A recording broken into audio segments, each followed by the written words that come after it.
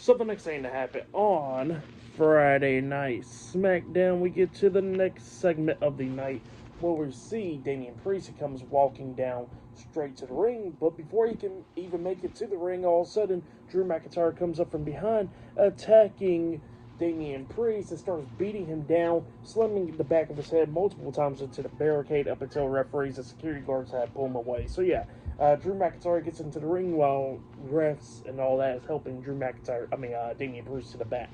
So yeah, then Drew pretty much rips off the eye patch, saying that he is now 100% going into WrestleMania cleared and all that stuff, and he says that it's going to be a bad day for Damian Priest because now he done chose a street fight for their match at WrestleMania, and bad things is going to be happening to Damian Priest. So yeah, that's what Drew McIntyre was saying there. But then while he was speaking about Damian Priest, Priest comes down there, and then him and Drew starts brawling once again, beating the hell out of each other. Damian Priest was finally getting the upper hand, but then Drew starts fighting back and everything, throwing Priest into the steel steps and all that. But then he grabs Priest, getting up there on the steel steps and hitting the Future Shock DDT onto Priest on the steel steps, laying him out. So yeah, Drew McIntyre lays out Damian Priest tonight on SmackDown. That's what happened there.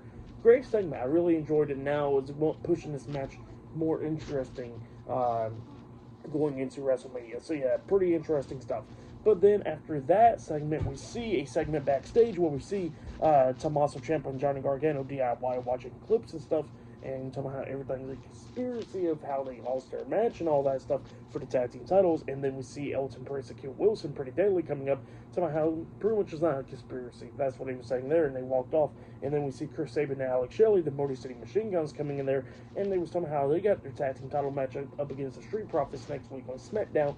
It's not going to be a conspiracy when they win the tag team titles. And same for them losing, with DIY losing and stuff, how that was even a conspiracy. So yeah, that's what the Motor City Machine Gun said there.